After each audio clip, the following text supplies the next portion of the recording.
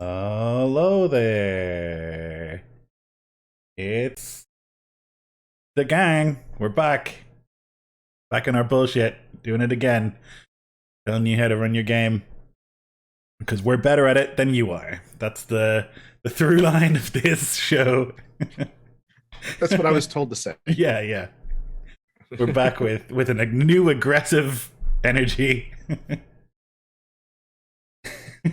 You're gonna learn to love Yeah. Dungeons and Dragons. And apparently eat Slim Jims, because why not? Yeah, we're back. We had a break. I was away Yeah. working on theater stuff, and uh, now I'm back. Back to it's like getting to be winter here as well. Very quickly. Like it's dark earlier in the evenings. I'm like, oh yeah, this is the part of the year where I settle in and do all my intense gaming. You know, That makes a lot of sense. Because like here the weather is I mean, the coldest that it gets is into the 30s and 40s Fahrenheit. And that's like freakish cold snaps. Yeah. If we have like a freeze here, it might happen 3 or 4 times a year in the dead of winter. But like it's 89 degrees Fahrenheit currently outside at 7 o'clock at night here. So we hardly even have an autumn. It goes from just like abysmally hot and then cold. Right. Here it's just like you reach a point, it's when the clock changes where it's dark most of the time. Like it is dark from like 4:30 in the evening until like 8:30 in the morning. You just get like mostly darkness, so it's like no one's going anywhere or doing anything because it's like, why would you? Right. Yeah, that makes sense. And especially when it's cold. And I know that like you guys get a lot of rain. Crazy right? sideways rain all the time. Yeah. And when it's cold and raining, that is the absolute worst. Yeah. Not an appealing Shit time existence. to go do something, you know? No, Yeah. not at all. Yeah, so we're back. We got some fun questions today. Maybe I didn't read any of them, as is my tradition. Yeah, no. There's some really good ones. I like to come at it with a sort of shooting from the hip approach whenever possible. And yeah, let's see what we've got today. I just posted in NabTab a very controversial hot take about monarchy, so we'll see if that explodes between having posted and boy. yeah. I saw the wall of text. I had not read it yet. Good. But I was like, hey, that's Aragorn. I'll read that later. It's like, oh, that's like a Marquise post. Yeah. Uh-huh. I've had some thoughts since Big Liz hit the bucket or whatever, so I was like, okay, time for let's talk about it. Sure. How do we game this? Yeah. like everything else that we're going to talk about. Yep. I love it. I'm here for it. Mm-hmm. Yeah, man. Like I'm super glad to be getting back to it. I love these kinds of conversations. So I'm always excited whenever we get to do one of these. But if you're ready, we can go ahead and start with the questions. Yeah, let's do it. Sweet. All right. The first one is from our good friend Keel Adam, and he asks, a GM friend of mine recently had their players unexpectedly start a fight with a few dozen armed guards, and it was almost a TPK. Have you had a similar situation as a GM? How did you handle it? Huh. Yeah. Maybe like I don't know. Don't fight the local guard. I guess it depends on how strong the party is, but just generally, that's like one of those tenets, right? You don't fight the town guard because they'll kill you. I haven't had that happen. I think maybe it's the kind of games I run or whatever. But I haven't had that experience myself. I have had players pick fights with people that are beyond them. And typically I'll say something like, okay, just so you know, like this could go very poorly, you know? I think like that's usually the way to do it. Yeah. Is just like step out of the game for a second and be like Sure. I totally get what's happening. You're all excited and everyone's a rad lord or whatever, but like these guys will fucking kill you. So, like, or if you kill them, then you will be banished from the kingdom, or else you'll go to prison or whatever. Like just lay out the consequences of the action, maybe if it's something really big like that, you know? Yeah, absolutely. And sometimes like it just happens as a mistranslation. It gets lost in words, and you haven't conveyed something the way that you intended to. And it's okay to just take that moment to, like you're saying, kind of step into the meta and just say, hey, look, you may not be aware of this as players, but your characters would absolutely know without a doubt that this is a situation that they do not want to get involved with. Like, this is bad news. And it's okay to do that as a DM. You have to give yourself permission to break the narrative when it's obvious that something isn't working, because if you just keep trying to dig your way out of that hole in game and like try to be secretive about it, like usually it's just going to blow up in your face. Yeah. That's something we talk about a lot, I guess, is like that it's totally good and useful and valuable to step out of the narrative for a second, and be like, okay, quick check-in, guys. You're about to fight the town guard or like the flaming fist in Baldur's Gate or whatever. Like, that's going to cause major problems for the game. So just maybe consider, so they still want to go through with it. And like, yeah, sorry, go ahead. I just mean, if they still want to go through with it, then fine. But then they're forewarned and forearmed with the consequences, that basically they can't come back here if they get away, you know? And another option too is like, and this happens a ton, and I'm guilty of it as well, is, as a DM, your adversaries are adversarial and they're going to fight until the last one of them is standing because that's the encounter that you prepared, But with something like the town guard, they don't have to kill the PCs. It doesn't have to be a total party wipe. Like, they knock them out because that's what guards are supposed to do. They don't just murder people in the street in most cities. They're going to arrest them. They're going to knock them out, put them in irons, and drag them into the dungeon. And yeah, it might put a kibosh on your current story arc, but you'll find a way to just like come back from that and work it into the bigger narrative. And maybe they have to be brought onto trial, or maybe they have to try to escape the dungeon or what have you. And it can lead to really interesting situations if you don't always have death as like the only option in a combat. Yeah. It's also one of those things where for me it would be hard to let the players away with it because it sort of wouldn't happen. Like, one of the guards would run and get help if they thought it was going poorly. I mean, it's possible that like a 10th level D&D party could defeat a city, That's not like impossible. Like, how many guards are there in whatever, Baldur's Gate or something? You can do a lot of damage in D&D if you're high enough level. But it's also just like a question of like the damage to their reputation, to like everything like that, So yeah, I guess like hammer home to the players like how important this decision is, because it can feel, I think, sometimes easy to throw your weight around as a powerful PC. Like, what are you gonna do? You're just a guard. Like, okay, maybe this guy won't do anything, but like 500 of his friends might, or like the Inquisition might come afterwards, or the whatever, secret elven police or whatever will come and mess you up. Like, whatever it is, like, there's always a bigger fish in terms of like running a city, Yeah, absolutely. As far as like an actual anecdote, as if it's ever happened to me and how I handled it, I mean, I've had TBKs before, and they're not a ton of fun to play through. I try to avoid them if I can, but I'm not gonna make it chintzy or cheap, whenever it is the obvious outcome of a situation that we've just happened to get into. But I have had situations where there was one time where they were clearing out an abandoned monastery, and they opened one door and got involved in a combat that was planned for that particular room. And for whatever reason, one of the players ran to a different door and opened that door where there was another encounter planned. And so now they pulled two different fights that weren't intended to be handled at the same time. And it was a meat grinder. Like, it just ate them alive. And I felt really bad, but I was like, well, I mean, that's the situation they got themselves into. So yeah, like, don't open that door, like, yeah, you can only sort of protect to a certain point, I think. Otherwise you can also just say like, hey, if you open that door, things are going to go poorly, if you really felt like it. But I think in the moment it's hard to as well zoom out every time. Sometimes you sort of just don't think about it and it's too late. They've opened the door and the things are, and the whatever, the baddies are on them,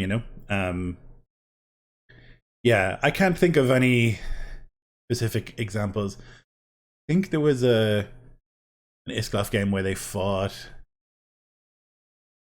were like ragged and in bits, and they had landed on like an island, and they like maybe walked into town and threw their weight around a bit too much. There was like 20 villagers, and I think the villagers like killed them. I think that's what happened.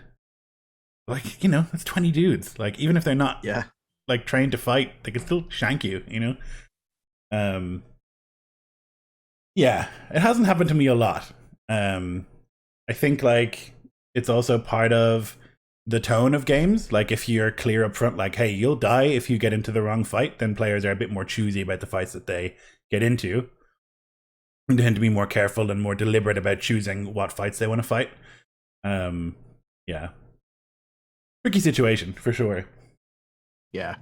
Again, like, TPKs, they're notorious for a reason. Mhm. It tends to kind of put a big damper on the mood whenever the entire game screeches to a halt unexpectedly. And I mean, like, if at the end of the day, like, if the group of you are having fun playing and it really bothers you that you didn't get to take it a different direction, then just like, do what a video game does. Just go revert to save and just, start over. I mean, it's your table. Like, Totally, as long as everybody is okay with it, like, fuck it. It doesn't matter. Yeah. Yeah. Yeah. Cool. Hope that helps. Yeah. Kind of all over the place. But Yeah. that's welcome to the show. That's usually how it goes. Yeah.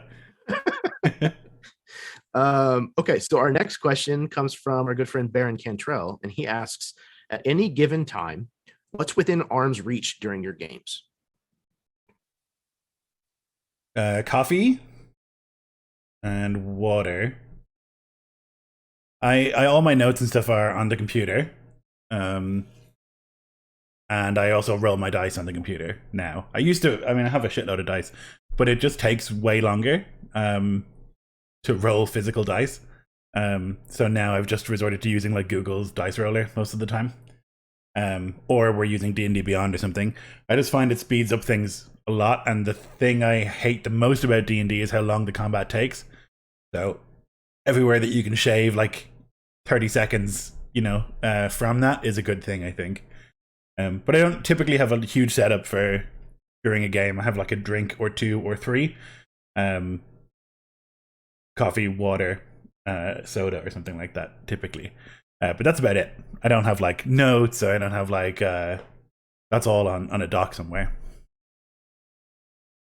Yeah, that's funny. I'm actually the exact opposite. Like, I use PDFs and things like that whenever I'm prepping quite a bit, but when I'm running a game, I like to have as minimal amount of windows open as I possibly can.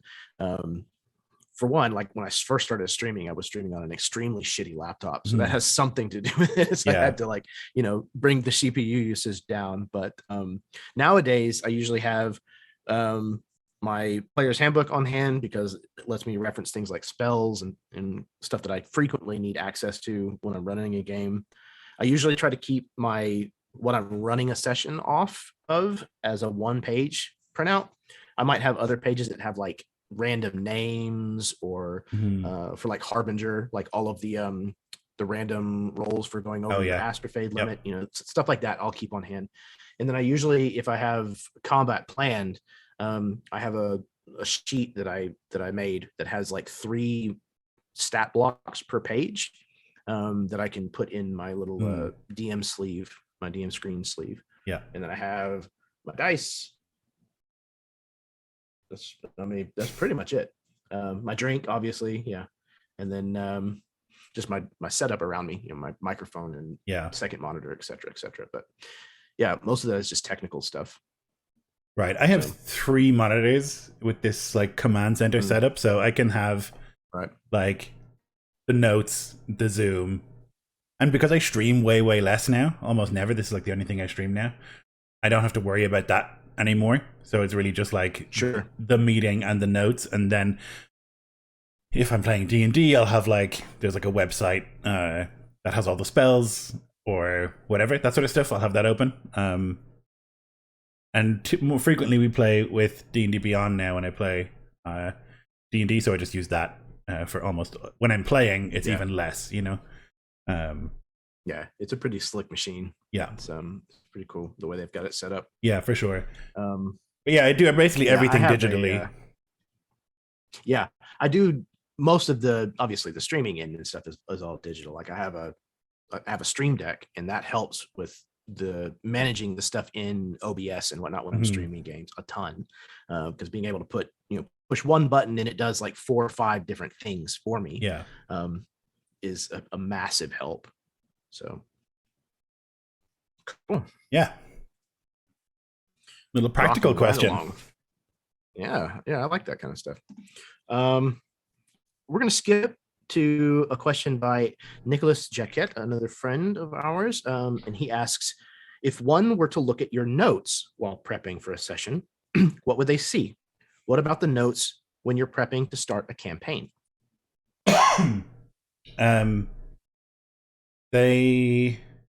My session notes tend to look like a script, sort of. Depending on the game, it'll look like scene 1, scene 2, scene 3 sort of thing. Unless it depends on the kind of game, but often the kind of games that I run are very like that. We're over here now and we're looking at this thing, and now we're over here and we're looking at this thing. So I tend to have it look like that. And most of the notes that I have are if an NPC needs to talk a lot and I want them to sound a specific way, I'll write some of their dialogue. That's most of the notes. And that and stat blocks is pretty much most of it. I wing a lot of it, but most of the work is done in prep. Once I start the session, it's mostly just like I'm referencing bits that I remember or that I need to remember, and like those bits of dialogue. Prepping a campaign is very different, I think. There's a lot more for me. And I tend to use Trello, which is really nice. Especially for the kinds of games that I have typically run. So Isloft or Game of Thrones and places like that, where you've got like a cast of like 50 NPCs and everyone's got a name and a house and a whatever, and they have relationships with other people. Like, it's really useful for that. So I'll use that then to prep the sessions, you know? But yeah, I think they probably wouldn't be useful to anyone except for me, my notes, you know? It's not like a clear rundown of what the session's going to look like. It's bits of dialogue scribbled here and there, basically, that I think I might need, unmarked, and I'll just remember, because I always prep like basically right before the game. So I think they would be useless. I just finished Old Ways, which is like a long-running Game of Thrones campaign, and there was 165 pages of notes for the prep or something. Like A4 Google Doc pages.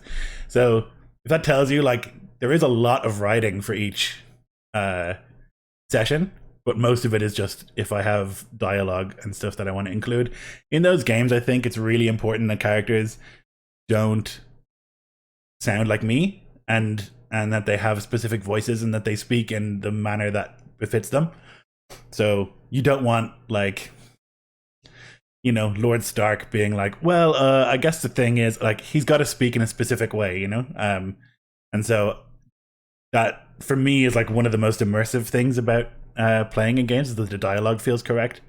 And it's why why I really like Rings of Power and why it feels so Tolkien-y to me, is that the dialogue is right, I think. It goes a long way to making a setting feel correct, I think, you know? That's most of my prep, is bits of dialogue.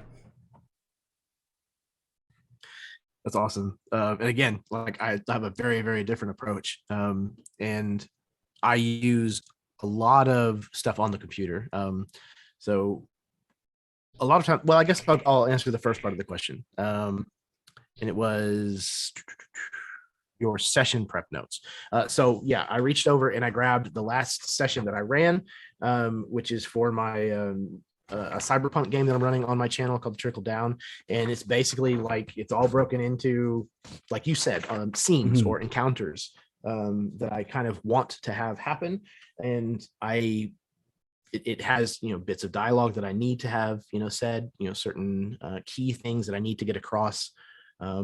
If it's something weird for an NPC that I don't necessarily think that they're going to fight, but that I still want to have the information for handy, I put that on there.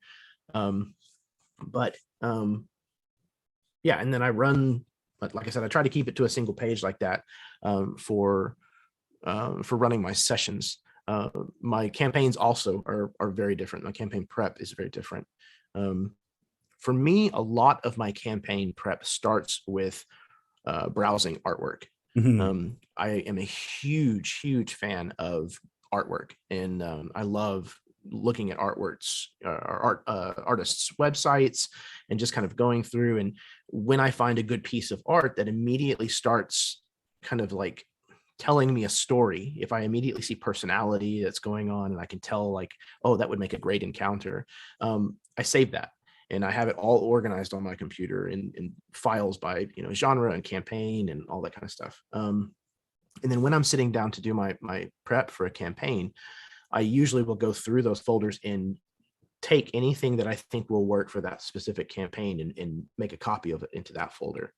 And then I do the same thing even when I'm prepping for sessions. I go through and I'm like, I need somebody who feels sinister, who has that right, you know, kind of aura that they give off.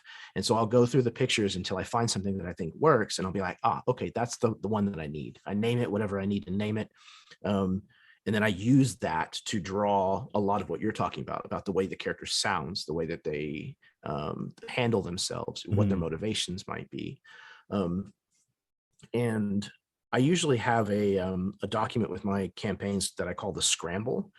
And that's like where I've just gone to Wikipedia, and if it's supposed to be like for Beneath the Banished Shadow, you know, I went through there and I just read about Merlin and I read about, you know, Guinevere. And I mean, obviously I've grown up with those stories, but going back to, or at least closer to the source itself, you know, you find a lot of information about them that isn't widely known. You know, or I'll go through, I don't know, the history of black powder or whatever, and just read for my own edification, but be like, oh, that sounds really cool. That sounds like a great magic item, or, you know, that sounds like a really cool NPC. And I'll copy and paste all of that into my scramble. And then I also do the thing that I've talked about before, steeping, where if I'm going to run a Western, I go back and I rewatch Tombstone, and, you know, I rewatch, you know, 310 to Yuma and all these kinds of things so that I can kind of get into the right mindset. But when I have ideas that come from that kind of inspiration, then I'll also make like bulleted points within that scramble document. And then I go back to there like I'm grocery shopping, you know, whenever I need an idea, and I'm like, oh, I wrote down something that had to deal with a train. I'll go back to the document, try to find it, and then see how I can fit it into whatever it was that I was just thinking about. So that's basically how my campaign prep works. Yeah, I do a similar thing with the artwork, for sure. That's how I usually decide how a person sounds and what their mannerisms are. Is it's an art first approach for me most of the time. Like you, I have like these curated and carefully sort of made like folders on my computer. I have like something like 20 something gigs of like character art and landscape art and stuff like that. That I will, if I think like, oh, I need it.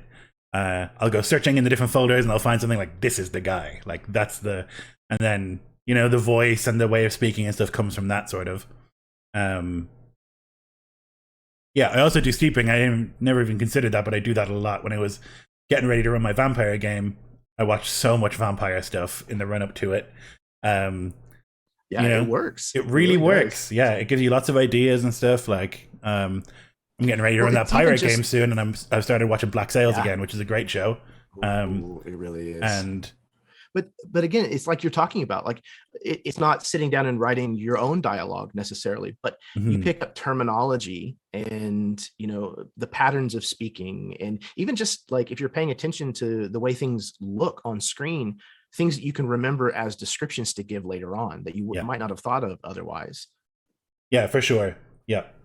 That's one of the most underrated parts of prep, I think, is immersing yourself in the thing, you know? Yeah, like I was really struggling with that Old Ways game, which is the Game of Thrones game, to get it finished. We were on like 39 sessions for ages, or 38 or something. And I just like sort of lost motivation, and then had Hot D came out, and I was like, oh yeah, I remember, I like Game of Thrones. Like, and like I watched like 2 episodes of that, and suddenly I had the stuff again. And like that show isn't great, but it's still, you're immersing yourself in it, and you're getting something, like Yep. And that's exactly one of the beautiful things about steeping is like if you're running a pirate game, like it's okay to go back and rewatch like Cutthroat Island, which is not a great film, but it's people swinging on ropes back and forth and cannons going off everywhere, and that's also part of the myth usually is that kind of campiness. It depends on what you're doing. Obviously, you don't want that as a part of Game of Thrones. Sure. And like if you're running Star Wars, you're not going to go back to the holiday special to draw inspiration from. But, sometimes like that campy air of something, even from a bad movie, can still give you ideas that are worthwhile.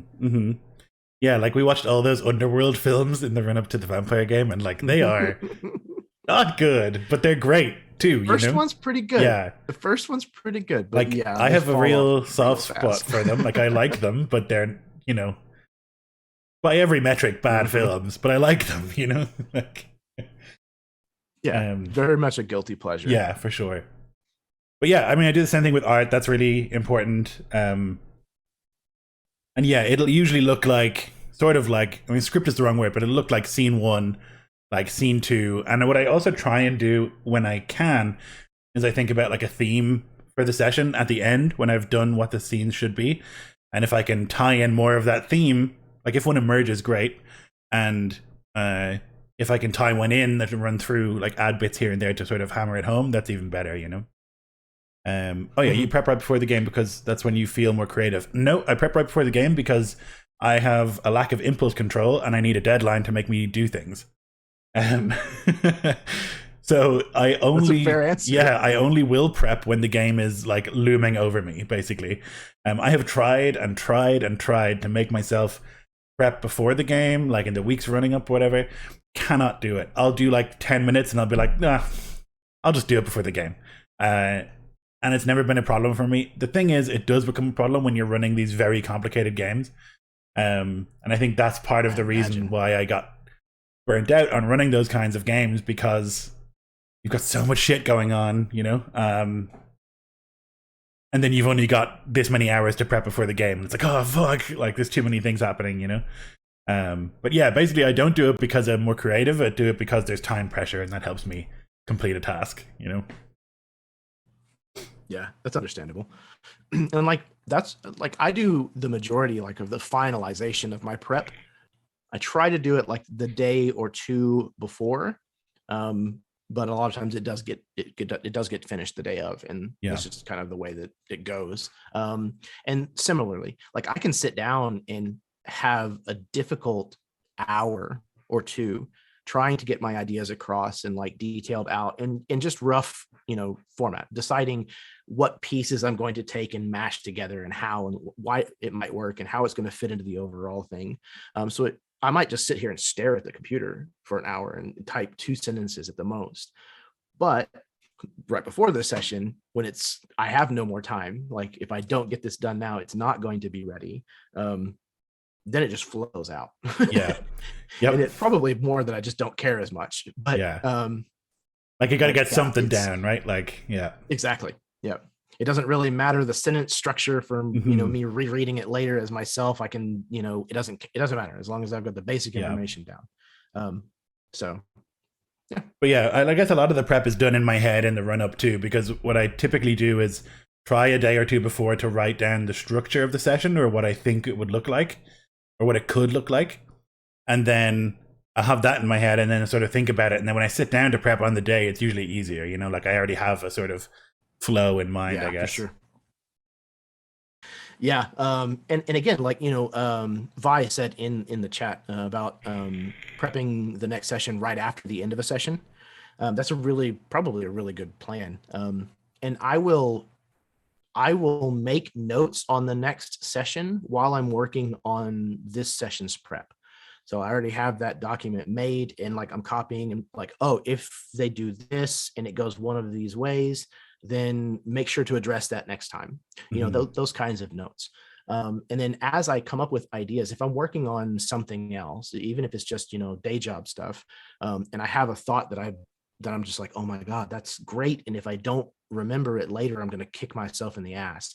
Then I'll just real quick write it down on a piece of paper, or do it in my phone, or sit down and type it into that document so that it's there whenever I go to actually do the crunch work of getting it all sorted right before the session. Mm-hmm. Yeah, it's a complicated thing, I think, the relationship that I have with prep, and I think a lot of people have with like prepping games, because at times I find it really joyous, but at other times it really feels like another job that I have to do. For sure. I have no control over how it feels or why it feels that way. Some days I'm like sick, can't wait. Harsh truth. And other days I'm just like, fuck, I don't want to run this game. And I love the game, but I don't want to do it today, Yeah, I totally understand that. Yeah, I'll be reading my third article about about the origin of werewolves, and then be like, yeah, I really like what I do. Yeah. And then other days it's like, I don't want to turn the computer on. I just don't want to know. Like, the couch feels great right now. I'm just gonna Okay. We have another question from Baron, and he asks, what are your note-taking strategies for in-game and out? How do you keep the player stories on track with the external plot threads? I just have a section at the very end of my prep doc where I write down anything really important, in like shorthand typically. So at the very end, like basically what I'll do is like I just have one long prep doc, a Google Doc, and so I'll be running the game from that, and then anything important I'll just write. I'll have the heading for the next session already, and I'll just put anything else in there that comes up. What was the other part about external? How do you keep the player stories on track with the external plot threads? I don't know what that.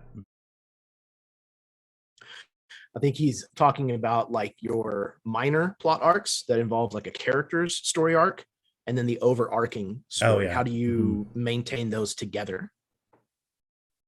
Yeah. Tricky for me in that I typically don't have an overarching plot, at least in a lot of the games I've run recently. Well, I guess what it is typically the players' stories are also driving the main plot, so they are the same,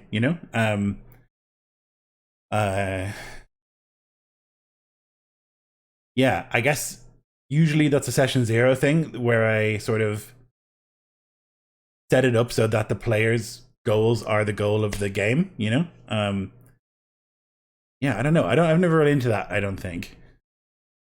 Well, no, sometimes it can happen where if players are driven by a goal and the goal is gone or the goal has changed, then those characters don't have a reason to be together because they're not friends or close, or that can be really tricky. I've had campaigns end because of that, where the characters were like, well, we don't like each other and we have no reason to be together, and that's something that sometimes can feel like it's happening in lots of games, I think, where the characters are together because there's a game being played, and when that feeling creeps in, it's hard to remove, I think. Like, the characters are together because we made them and they're playing this game because we're playing them, as opposed to some sort of like drive. But yeah, I think it's like the classic answer of like it's a session 0 thing for me. Like, try and ensure that like the player's goals will also align with the goals you're trying to achieve with the campaign, Yeah, and again, in a similar vein, but from a different angle, I do a lot of homework up front, and I ask a lot of homework from my players in a campaign. First of all, I'm usually pretty choosy about who I put in a campaign. I have to have played with you before, so that way I kind of understand not only how you play, and it's not just are you a good role player or not, it's are you a good presence to have at the table? Like, is this going to be a good mixture of people that can get along? Everybody's kind of wanting the same general vibe out of a game. There's good chemistry, if at all possible. That kind of stuff is something that I definitely consider for a long-term campaign, especially online. And then I ask a lot of homework. I ask for secrets, NPC connections with the other characters, trinkets if you're going to do that. And then I ask 10 like very pointed questions. And I save all of that information as separate Word documents, one for each character, in the campaign folder that I have. And I go back and I reference that stuff constantly. Again, I was talking about like going grocery shopping. I go to my Scramble document and pull things from that and put it in the session document that I'm working on. But then I will also go back to each one of those Word documents for the characters and try to find things that feel like they gravitate towards one another. So like this person has a sibling who died whenever they were younger. And the secret that they may have given me is that there's somebody out there who knows me that I don't know, or whatever. I can take those ideas and put them together with, okay, there's going to be a revenant that comes up and attacks them for some reason. Somebody sent this creature after them. Who could that be, to make it really punchy? If it's just some random undead person, yeah, I mean, that's one thing. But if it's somebody they know, if it could be the dead sibling, great, that's perfect. I'm going to wrap that all together, and that's going to now be in an encounter that I'm going to try to make sure gets into the game. Like you said, it's like I typically do have an overarching campaign arc that I want to tell kind of by the end of everything. This is kind of what I want the story vaguely to look like. And I look for ways within the document, within the information that the players have given me. I look for the information that I need to try to sculpt that image, if that makes sense. Yeah. I think that's a really good, especially the sort of like tying in the secret questions together. That's really useful.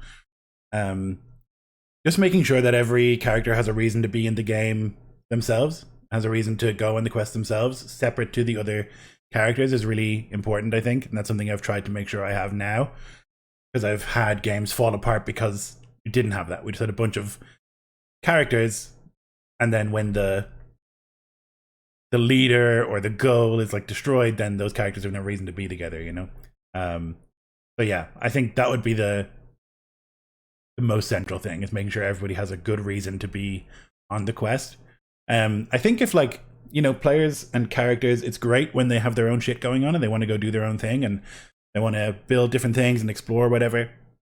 It's great, but it's also useful to remind them of like what they're really here for, or what we're really here for. And you can do that through NPCs, you can do that through dreams, whatever, but just a gentle nudge in game, like in narrative, is really useful for that, I think. Like it's easy to sort of settle and like, oh, this is great and we're making so much progress on our lives. It's like, yeah, great, but what about the quest? What about the thing we're doing, sort of hammer that home a little bit.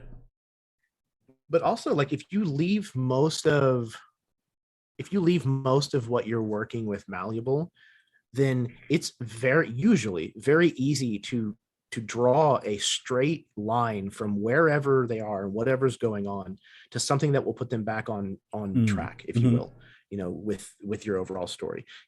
Yes, they're on this personal thing, but they find a mysterious letter, and it's going to lead them to the next, thing on this journey that you were kind of already heading on. And now sometimes people see that as a contrivance, and like, arguably, if it were in a movie, yes, it would very much feel contrived, but in this kind of a situation, like, we're playing a game where everybody is looking for a reason and a purpose to stay together and stay at the table and stay involved in what's going on. So I think any place where you can kind of weave that, when you can take the braid and work it back in on itself, I think that ends up strengthening the overall experience when you're done. Yeah, that's a good point. Okay. We have a question from also friend of the channel or friend of the show, Violet Davies. And she asks, this goes for both of us. What is the kind of campaign that you've been really, really, really meaning to run, but haven't gotten around to yet? Is there some tool that you are missing to be able to do so? For example, like there's no good official psionic rules for 5e. I've run a lot of the games that I really want to run. I guess I have never run a long-running, which I'd love to do, a long-running classic D&D game, like high fantasy. I've never done that, like a normal-ass high fantasy game. And I've attempted it, but I find it difficult. I guess for lots of reasons. I find like it's harder for me to engage with the setting when it's high fantasy because nothing makes sense if you apply any like thinking to it. Like, you know, when there's like gods and 20th level wizards and stuff roaming around, like it's really hard for me to like ground anything. And I find that as normal D&D too, the players get so strong so fast that it's like, I don't know, a different kind of challenge. And it's not typically like, I always have an idea of what it will look like, and then in practice it doesn't look that way, you know. So that's like the thing I'm still working on and seeing if I can figure that out sometime. But I've run most of the kinds of games that I really want to have run. I've run like long-running Middle Earth and Game of Thrones games. I've run lots of Iskloff games and stuff like that. So I've run a lot of the games that I really want to and wanted to, you know. Yeah, it's like high level, high fantasy is difficult to run for me, for a lot of the same reasons. It just gets to a point where it's difficult to come up with proper feeling objectives and challenges that aren't always the ring the bell, the world's going to end, you know, you have to save it. You know, it ends up kind of almost always going back to that. And again, like I've run plenty of those kinds of stories before and I don't mind them, but that's why I don't tend to run a lot of my games into the higher levels. I would much rather start at, you know, 3rd level, you know, 5th level and run through, you know, 12th, 13th, and then retire it, you know, be done. But it's I think it's kind of a different game at that point. You know, you're dealing with things on a different scope. You know, you're no longer telling an X-Men story, you know, you're telling a Guardians of the Galaxy story. You know, it's changed. You know, you're now dealing with, you know, gods coming in and out and, you know, different planes of existence and that kind of shit. And it has a very different feeling to it to me. Yeah, one of the things I run into with that sort of thing too is that like when you are strong, your enemies must also be strong, and a smart enemy that has access to arcane magic is not defeatable, you know? Like, you can't do it. Like, a wizard with enough time is invincible. You know, that sort of stuff. And I find, because I'm this kind of player, I find it hard to have them just like make stupid mistakes and let the players get into their lair or whatever, you know? That sort of stuff. I also just find it hard to keep track of all the shit that players can do and the crazy amount of stuff that they can do, and I'm just like, what I think is challenging is not, and then what I think is not challenging somehow is, and like it throws off my whole sort of understanding of how because challenge rating is nonsense, right? It doesn't really work, I don't think, in the way it's designed. And so I find it really hard to make a fight that's like interesting, as opposed to just like either a total slapfest in one direction or the other, you know? Yeah, I'd love to do that sometime, and I think maybe it's because I'm using D&D 5e, but I want to use D&D 5e. Like, I want to play that game and run that game, because you could do it with like systems where characters don't get as powerful, but I want the characters to be really powerful. You know, like I just want it to also be fun for me, and I don't know how to do that. You know, right? Yeah, and like we in the Dawn Ringers on Jake's channel, our characters are ridiculous. Like Mhm. we're basically the Avengers of D&D. We're 14th. I think we're 14th level. Yeah. But because he has the domain dice system on his channel, and we've done really well with those, we can cash those in for like super criticals and like all this really bonkers stuff. So we just ended up leaning into that being the case and just playing like that. You know, it's Mhm. really big, bombastic, cinematic, borderline comic booky Yeah. style of play, and it's different. And I really enjoy it sometimes because, as a player, at least, you know, I walk away being like, I am so stoked. Like Yeah. my blood pressure is like pumping, and I'm like, ah. And as a DM, that it can suck whenever you spend a lot of time and effort and energy on something, knowing that it's going to be the thing that gets defeated over and over and over and over and over again, and that's kind Mhm. of, you know, part of your job.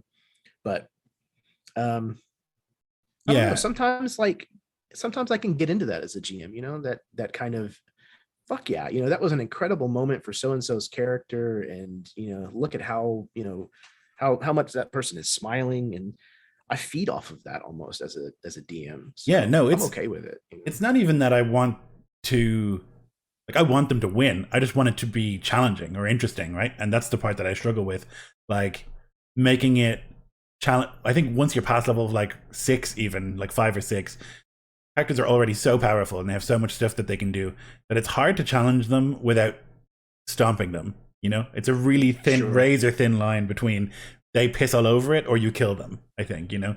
Yeah, that is And very true. I don't have enough experience with like high fantasy games to know where that is in the way that I do with like low fantasy games, where I have a really good idea of like exactly how many like grunts with nasal helms I can put against a squad of like Iskloft heroes, and how they'll get away with it, you know. There's an experience thing too, but yeah. But that would be the game that I would love to run, and I haven't yet, you know. Yeah, that makes a lot of really good sense. As far as me, what kind of campaign that would I really, really want to run that haven't yet? Um, Political intrigue. I would really, really love to run a political intrigue game like Game of Thrones, something like that. Um, but I am not that kind of storyteller. I've discovered, like, I can Mhm. try to plan those things out, but navigating that is more difficult for me. I have found keeping it all straight, hinting at things without making it overt. You know, kind of the constant scheming that needs to kind of happen for so many different people. I find that hard to do as a dungeon master. And inevitably I end up finding too much time going past without a fight happening. Because in those kinds of games, typically you want to avoid straight up fighting. Um, so yeah, I guess that's probably the game that I would love to be able to run someday. And it's Mhm. not necessarily a lack of a specific tool. It's more just this tool. It's just not the right one Yeah. for the job, you Right. Like know? that's my answer too. It's like they're the tools are there. I just don't know how to use them. You know, like my Right. brain can't do it. Exactly. Yeah. Um, Yeah, that's yeah. exactly Those it. intrigue games are really hard to run, and like I've run a lot of them, and they are hard, and they're very prep heavy, and they're very complicated, and you do need like red string between things. You know, like that's that's real. Like you do need to really think about that, and every conversation is so important because if you slip up as an NPC, then the PCs will like dive on that, and they'll be like, okay, well that means this is a, you know, so it's high pressure Yeah, GMing too, you know, to some extent. Um, for sure. That's a good point. but rewarding. But yeah, a lot of work, and if you're not set up for it and you know you don't have the brain for it, like that's really hard. It's already really hard, and I love it, you know. And like I have a lot of experience with it, and it's still exhausting, you know. Yeah, I can imagine. Okay, we have another question from Adventuring from the chat. If your game is centered around the players, how does that work when one of the PCs dies? Does that quote unquote wreck the game? um, no, I guess it depends on what you've talked about in the run up. Um, it's another session zero answer. Like, have you discussed the fact that players characters could die? in the game. If so, great, then it doesn't wreck the game. If not, then they probably shouldn't die. Find a way to like harm them or take them or something, but not kill them. I don't know.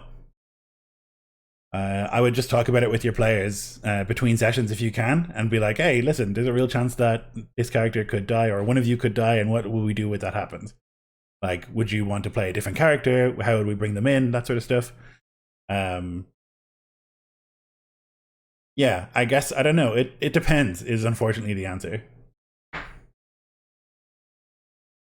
Yeah, absolutely. And I forget this every single time, but the adventuring is Nico. So hello, Nico.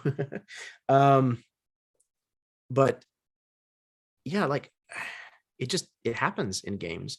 I think that you have a great point about the expectation of the tone of the game and whether or not lethality is supposed to be a part of the story that you're telling, because in certain games lethality I don't think it shouldn't be on the table.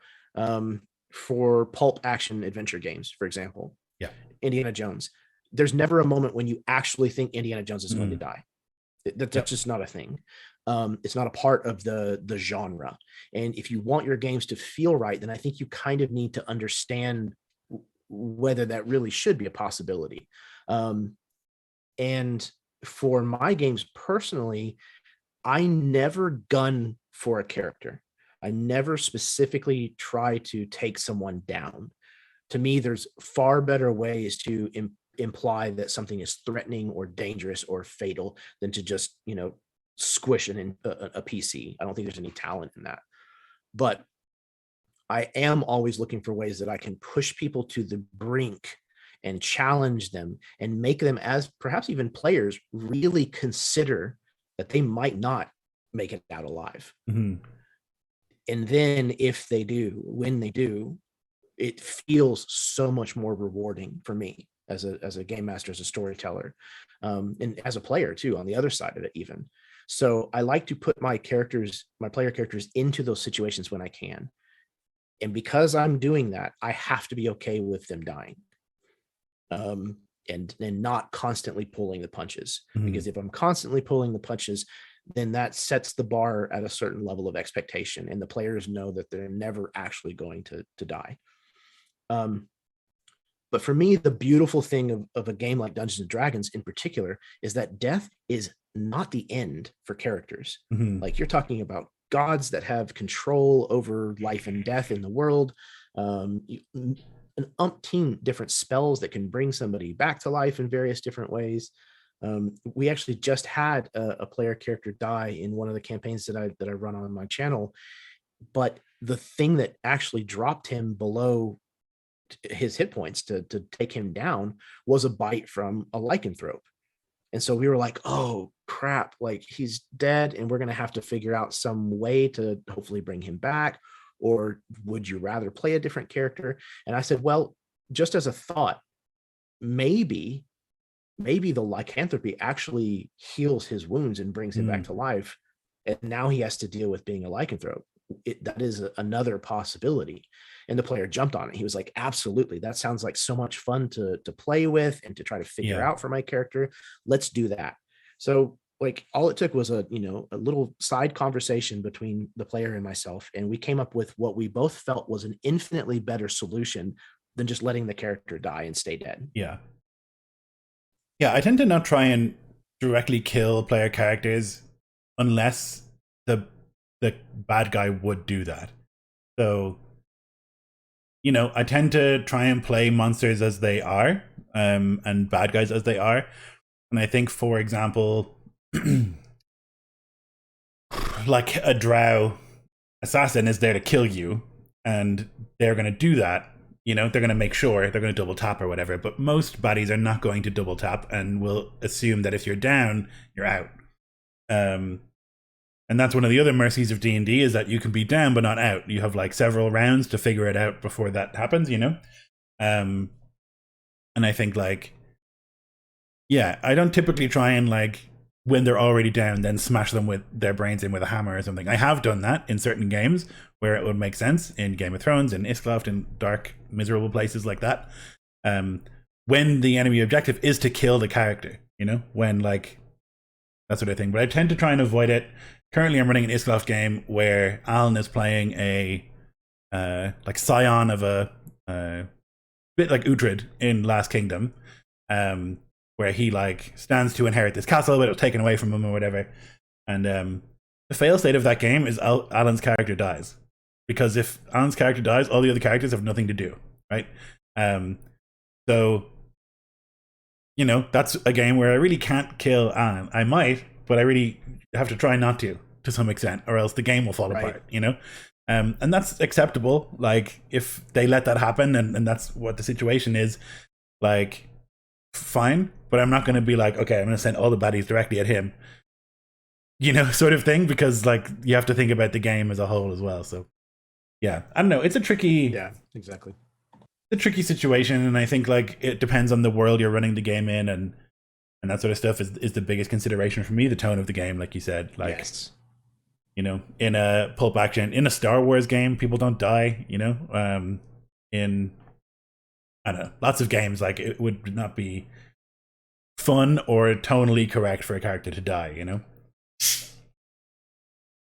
Yeah, and I think that's definitely the best way to answer that question. Is you have to take into consideration the genre and the setting that you're running it in. You know, certain intellectual properties, even if they're not of a particular genre, you know, they just don't. Death is just not a thing, you know, or it's not, you know, a strong likelihood of a main character dying. Yeah. But again, like sometimes when a character dies, really interesting story things can develop from it. So sometimes, like, don't be afraid of it. Again, don't seek it out, but don't be afraid of it. If it happens, have a conversation with the player, look at the options that are presented in the book or the module or what have you, and have a think about it, you know. And if there's a way that, you know, if they're a particular devout follower of a deity and that deity decides to grant them a boon or a favor and let them come back, or, you know, in classic style, the players have enough loot that they can literally go to a temple and offer, you know, to pay enough to have the person resurrected. Like, maybe they don't have quite enough and they have to do something in order for the temple to agree to do it for them. Yeah. There's all kinds of interesting ways that you can work that, at least in typical fantasy D&D. Obviously, in something that's like Iscloft or Game of Thrones, that's not really something that you're going to likely work into the story. It doesn't really fit, you know, like you said, tonally with what you're doing. So yeah, but the other thing is, in those games, part of the main discussion of the Session Zero is like, we're playing in a world where lethality is real and ever present, and you could die in a bar fight. You know, like it's not gonna happen necessarily in a cool boss fight. It could be you get shanked and then your wound gets infected and you die 2 weeks later. Like, that's a real possibility, right? So it's about the discussion. Yeah, I agree. And again, Session Zeros they're worth their weight in gold. If you're not having them for campaigns, then you really need to stop and think about it and give it a really good think, because they're 100% worth the time and effort to do one. So another question, also from Nico.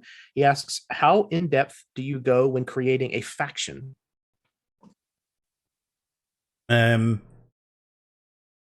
Depends on a lot of things. In a Game of Thrones game, a lot of it's there already, and that's a lot of the games that I run. So if it's house, blah blah blah, I'll get all the information I can from wikis and stuff, put that down, and then I'll build out the people who are in the house and sort of one sentence about each of them, maybe, you know, about the very key players. I don't tend to go crazy unless I need it, you know. What I've learned is, like, if the players are interested in a thing and they want to look at it, then I will build out the faction more, because it's important to them. There's no point in me building out 30 factions and putting a lot of work into them and then the players only interact with one of them, you know. So I've sort of learned to be a bit more efficient in my prep because I've done it before where I prep, it's like that meme where they're like at the crossroads and like one way is like the amazing castle of blah, blah, blah, blah. And the other way is like some random shit. And then they just go past the castle, right? Like you could do so much prep and the players don't go for it. And then it's like, okay, well, I wasted all that time. So I tend to only prep what's needed, or what I think will be needed. And if the players then decide to look into a thing, then I'll build it out more, especially in the kind of sandboxy games that I play where there's a lot of like options.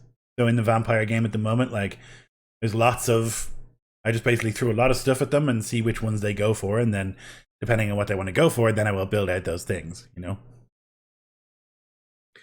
Yeah, I have a very similar approach. It's almost like building as many armatures as I think I might need, but not putting clay on any of them yet. Not fleshing them out just yet. I made the analogy when talking with a few people earlier today. Actually, it's almost like with campaign prep on the whole. This applies to factions as well. Knowing it's almost like chess. Know what the pieces are. Know how they can move. But you're not actually putting hands on anything yet. Wait until the actual game to utilize those things and to see where and what situations you can create by using those pieces. Know how they're going to function generally. That's kind of the level that I take with a lot of my factions. Is I understand their motivation, who they're probably in bed with, and I might have something interesting or cool like, oh, this particular faction always does this thing. Yeah. Or they're all rogues, at least some of their class levels, for whatever reason in the storyline. But I leave it like that until I have need of something that fits that bill. And then when I do, then I can take that faction and pull it in. And if I've left it, like I said earlier, if I left that malleable, then I can take that and say, oh, there was also this group that so-and-so mentioned in their backstory information that they had been a part of for a brief period of time. And now they're very shameful about their past with that. Okay, so now those are the same group. Yeah. And they're going to have a run-in with them now. And it's going to be really interesting to see how their character now handles seeing, people that they recognize. So now instead of it just being some faction who's like, nah, and twirls their mustache, now when a player sees it, they have a visceral reaction and they immediately want to do something about it. Good, bad, whatever. They want to do something about it. Yeah. And that's investment right there. Yeah, that's the play for sure. Another key thing you can do is ask the players at the end of each session what they want to do in the next session, because then if the faction is going to come up, then you have time to look into it and flesh it out, That's what I pretty much do with every game now, is at the end of a session, between that one and the next one, I'll say, what do you guys want to do in the next session? Even if it's mostly clear to me what they want to do, I'll confirm that. Because that's part of the contract, at least for me now as a GM, is that I ask what you want to do and then you do that, or something approaching that. I don't ask what you want to do and then you do a totally different thing. Like, I'm a human and we are friends and you don't need to make my life any harder, So yeah, that's part of it too. And then if you know where they're going to go, you have an idea where they're going to go, they might encounter this faction, and so I should put some clay on it, Yeah, absolutely. And again, that kind of goes back to what we were talking about earlier about kind of keeping the main plot and the story's individual plots kind of wrapped up together. Mm-hmm. And if that wasn't clear whenever I gave my answer for that question, it's very much kind of the same approach. If you leave it where you can still change details about it and it's not going to break 400 other things, then you can do with it a lot. You can do a lot more with it whenever you actually go to use the thing. Yeah. And that is up to and including parts from the characters, backstories, immediately involving them directly in what's going on. Mm-hmm. And again, it also goes back to what you were talking about earlier about keeping it so that they are invested as characters in what is going on. They have a reason to be there.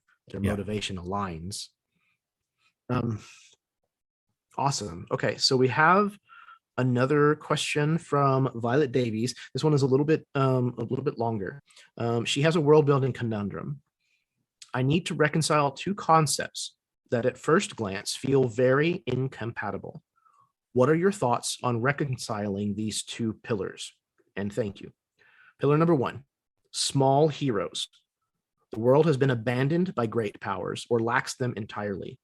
Thus, the onus on quote unquote saving the world falls to the small, unlikely folk, the ones willing to quote unquote take the ring to Mordor, so to speak. The second pillar, a cast of fickle gods. I have some really cool ideas for a pantheon of gods, and I want them to be integrated into the world as well. Specifically, that they are powerful beings that can walk the land, like the Olympian interpretation. I'm almost married to the idea that gods are by nature ascended mortals, in like they reach 20th level or what have you, and they have become immortal. So it's a lot to digest, but why don't you bite off a chunk there? Yeah, they do seem to directly counter each other. But I guess my gut would be that like gods are aloof and don't care about your problems. They care about you know, drinking and fucking and whatever, like gods do, or at least ancient gods do. I think that would be one thing. It's like all this stuff is happening, people are praying, they just don't care. They don't need prayer, and they don't need belief to exist because they've ascended. Typically, at least in my like interpretation, gods in settings require belief to be powerful, you know? And the more belief they have, the more powerful that they are. But if you separate that they're gods because they have ascended and it's by their own doing, then the relationship changes to people. They don't need them for anything. So then they just do whatever they feel like. And you could see gods doing all sorts of like bullshit all over the world or all over the country or whatever, causing problems, being Zeus, you know, just like making babies all over the place, and causing problems left, right, and center, and no one can really deal with them, stop them. I don't know. It's a tough combo, I think. Yeah, I think having it to where there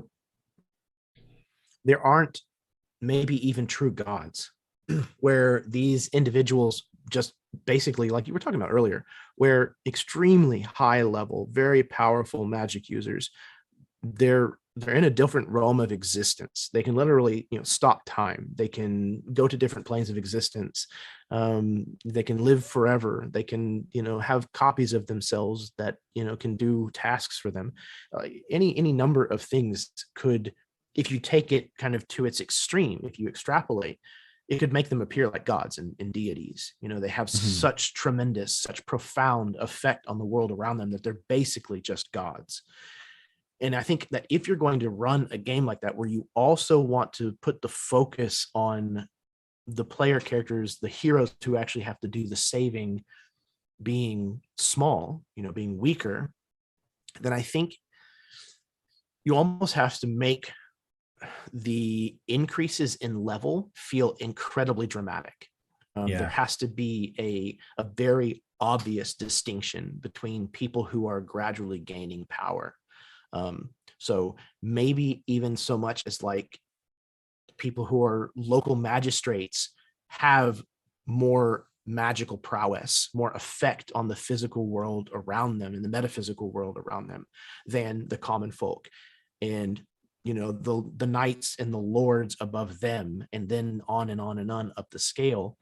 And I think instead of it being a feudal society that's based on coin and wealth and power and birthright, it's more about who can manipulate the world more in to their will. And that's going to be your hierarchy of, you know, of entities in your world.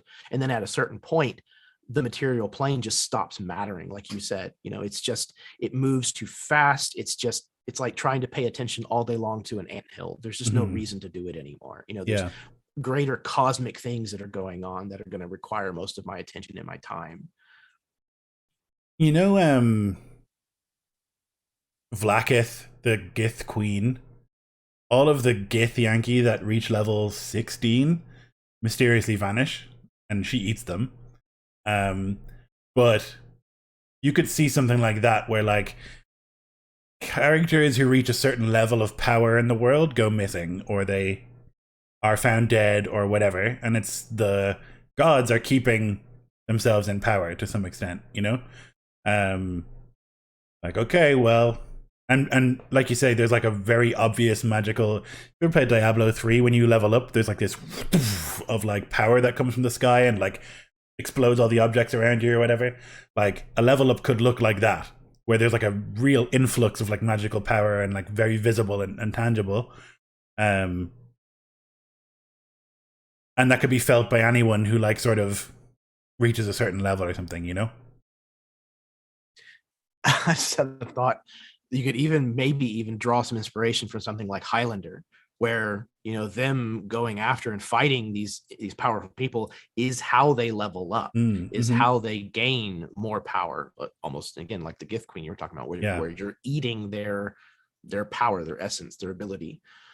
And at a certain point, like you have to go to other places, to other planes of existence, to other time periods to face some of these entities.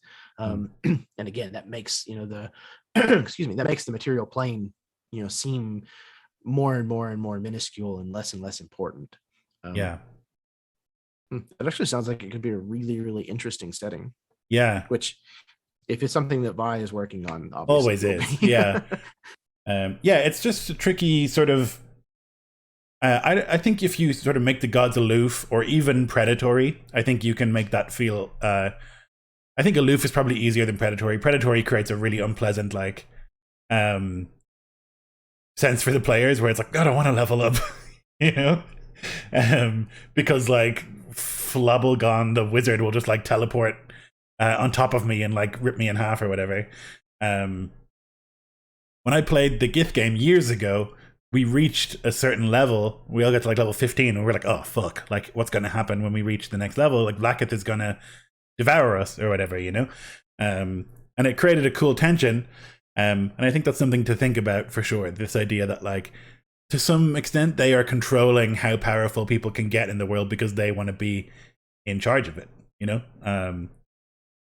Could be very interesting.